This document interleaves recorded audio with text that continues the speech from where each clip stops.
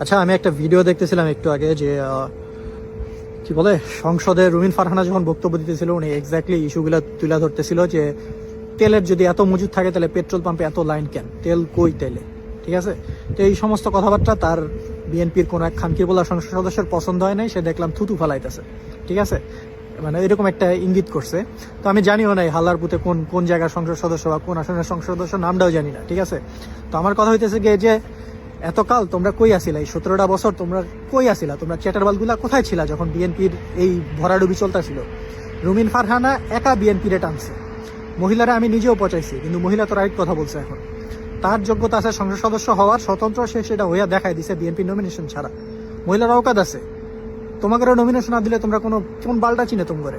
আমি নিজেই তো এই যে সংসদ সদস্য হওয়ার পরেও তো চিনি না, আমি জানিও না যে হালায় কোন কোন আসনের সাংসদ, ঠিক আছে।